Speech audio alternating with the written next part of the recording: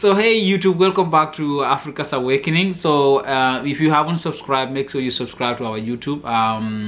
So we have 518 subscribers right now, and then we want to go up to subscribers. So if you haven't subscribed, please subscribe, and the new people that are watching our show, please subscribe to our YouTube.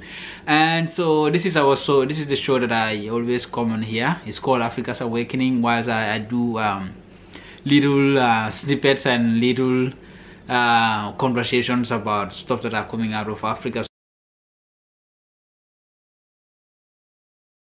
So today we are shifting to the Caribbean, and so you know, it's our diaspora, the African diaspora.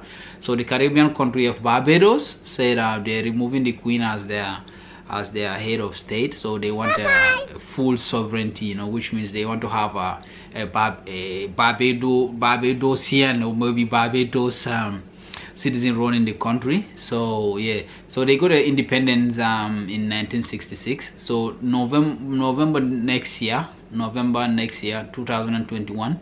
By that time, they want a full sovereign country. They want to run their own country. So that will be their 55 independent, you know. So by then they want to be a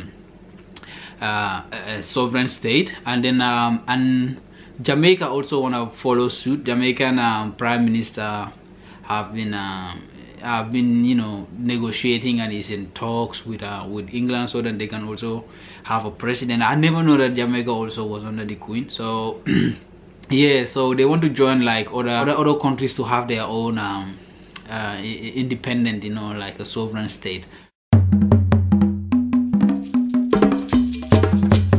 So yeah, let's go to Mali. Mali's military, I want to say military junta, but the Mali's military that did the coup d'etat. I did a video about it when I talk about Mali's military did a coup d'etat, which means they have overthrown the president, you know, which has now left the country for treatment in abroad. You know, they said they gave him a green light to go and do treatment in foreign country. I know he was running for his life. He think that he is in danger or something, but the West African community thanked the Mali military for giving him that opportunity to leave the country and go for treatment abroad. And the 15 member states met in Ghana to talk about how Mali's military can hand over power to the civilians, like a civilian president. And they did it in Ghana. And by the way, Ghana's head of state, Nana Dankufu-Addo, is the head of the ECOWAS, and he will be the head for another 1 year. And I think that is a good move for him, because his election is coming on December 7th.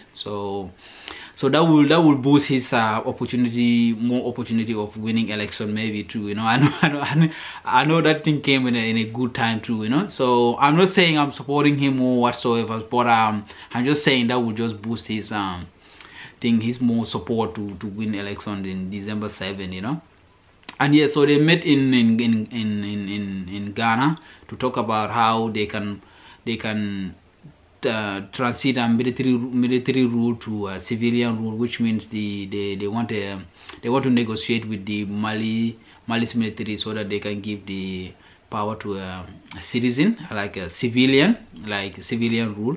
So yeah, but they said the outcome was very negative, but because they don't have progressive measures in place from the military, saying that, oh, they're gonna do that, you know, in some time, you know. But today is supposed to be the day when the military junta in Mali is to put in place a government which should respond to the criteria we set out at our last summit of 28th August 2020. That has not been done. The circumstances of life in Mali today require that closure be brought to the matter now. They put a sanction on them. I think the sanction is still going on, which means, but they try to make so it doesn't affect the livelihood of people, like food wise, and you know, and basic needs, you know, for the basic needs to get to the citizens. They don't want like food, I think fuel and all that, you know, so that it won't affect the normal citizens. So yeah, they did a summit about it, and yeah, and so Dankufu-Addo is the head, And I think it's a good move for Dankufu-Addo to introduce our ECO, like the West African money that all the West African countries want to use, so that they can get rid of French influence, like the money that French is bringing, like the CFA. And you know, Dankufu-Addo has been talking about a lot of you know, he's being outspoken about that money and the French influence in Africa. And then I think this is a good time for him to be the head of it.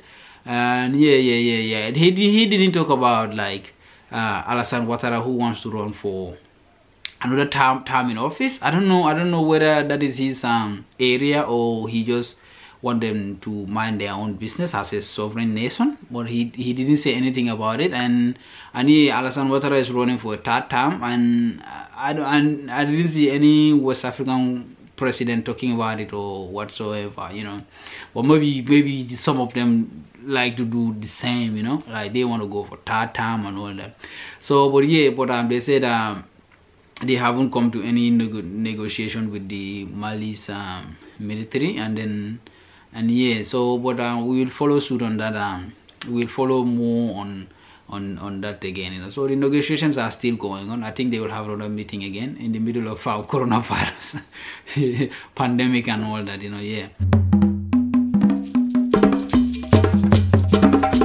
So yeah, there's another article that also came out of foreign countries scrambling to have bases in Africa, like military bases, like Djibouti. Djibouti have a lot of foreign military bases, like Turkey, France, America, even China military bases. And you know, man, it's crazy. So yeah, so they said like right now there's like 7,000 personnel, like US personnel, like military personnel fighting against ISIS and Al-Qaeda in Africa, you know. So I don't know whether in some part of the Sahel in Mali or I don't know which countries. It might be Central African Republic, or I don't know where it is, or might be in Somalia. So but yeah, they have 7,000 personnel, you know. And which is very, very scary, because Senegal, which is right next door to my country where I am from, Gambia, they have even American bases in there. And Ghana 2 years or 3 years ago, they did a big strike. Like people came out and said no to American military bases in Ghana, which is a very good move. Like people were like, nah, we are not fighting no wars in here, like we are not fighting no terrorism and whatsoever, so why do you want to build a military base right here?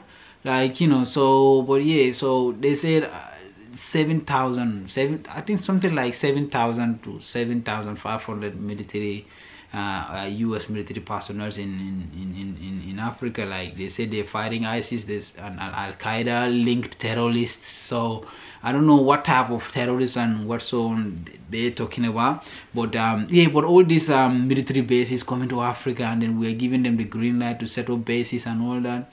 And you know, they can even have some kind of influence, and they have surveillance on all your government, what is your government is up to and all that. We don't, because Africa, we are not so technological advanced to know whether they are spying on us or whatsoever. But we are letting all these military bases come in. And Djibouti, I don't know whether they're getting paid for setting up bases, like having bases in Djibouti. You know, Djibouti is a small country sharing border with Ethiopia, and I think with Eritrea and some other parts of Somalia. Like it's in the Horn of Africa, like a very tiny country next to Ethiopia. So but there's a lot of military bases in there. Like they're coming and setting up shops, like you don't know what is behind it, or what is the motive behind it, like, you know. So but yeah, so but because they have the Suez Canal too, and right next to the Suez Canal is where Djibouti is, like the Suez Canal next to Djibouti. So where, you know, all these ships, like I don't know whether they want to use it to curb you know, piracy, you know, fight against piracy, you know. So but I don't know, they all coming and setting up shops, like Turkey. I didn't understand that. Man. That's my fault. Yeah. So yeah, so even Yeah, so even they said is it MI6 from MI6 from the British what is it called? MI6 is the British, like British CIA, like the British CIA. That's their CIA. Just like CIA is in America. That's basically like MI6 for British. You know, they even have influence. They coming. You know, like even yeah. But even the Russians, you know, they say recently, because there was a video that went viral of Russians in Central African Republic, like training soldiers in Central African Republic. Man, Africa is scary, scary. We open doors for all these people to come in. Like, we don't know their motive, we don't know the motive behind it and all that. We just open our doors, you know. So, but yeah, it's just like if an African country wanna open a military base in America, you know, it's just never happening. So I don't know why they, you know. In other countries, like, you know, in other Western countries, you know, it's never happening. Even, you know, like America, but like any other countries, it's never happening. Yeah, so let's go to Ethiopia. Ethiopia have introduced banknotes, new currency. You know, they have other people say they have used 90 million to print new money, and some other people said it's 1.1 million. So estimately it's from 90 million to 1.1 million that they used to print new money, like new banknotes. And because the Prime Minister said they did it, Prime Minister Abiy Ahmed said they did it because they want to fight against corruption and people hoarding money, like people holding into money, like large amount of money, like people who are hoarding money, and to fight against corruption. And then I went to the comment section. I see a lot of Ethiopians commenting about their political party that is holding into billions of millions of their money, like they hiding the money and then they never bringing it back. They said it's a good move. You know, a lot of Ethiopians, that's what they're saying. They say it's a good move to know how much is any person, like any other person or any other political party is holding into large amount of money. They will know now. They will know because the new money has been introduced and it's at the banks, you know. So if you need the new money, you have to go to the bank to change to the new money, from the old money to new money, which means they will know how much any person is holding to that money. I think it's a smart move. It's a smart move to, you know, fight against corruption and know how much is, and everybody is hoarding. And was it 5 years or 4 years ago, there was a video also that went viral within Africa though, of a Nigerian house where it was having billions of dollars, like in dollars. I don't know, I think it's in dollars though. I don't know whether it's in another currency, but it's in dollars, where a guy owns a house, and in his drawers, like in his cupboards, on his bed, under the bed, he stashed money, like large sum of money in his house. Man, when I saw that money, and then what is it called, EFCC, which means they fight it's an anti-corruption unit that the Nigerians set up to fight against corruption, went into this house, and they stacks of money, you know, lot of money being packed in cupboards, in shoe racks, in under the bed, you know. So, but yeah, I think Ethiopia's new money is a very good move to you know, fight against corruption. And I think Abiy Ahmed is doing good for Ethiopia, and we'll see in future how he progresses. You know, I don't want to speak for Ethiopian people. I don't know. I'm not from Ethiopia, but the way you seeing his moves and all that, you know, and I know a lot of Ethiopians also will not agree with me, because, you know, maybe there is, no man is perfect. Maybe there is another side of him that I don't know, or, you know. So, but yeah, so we'll see how that goes, you know. And so yeah, that's what I have for you guys today. And thank you to 518 people that have subscribed to our YouTube, and we want to go up to 400 people. So if you haven't subscribed to this YouTube, make sure you subscribe and tap on that notification button, so then anytime we upload a video, you will get notification. So thank you.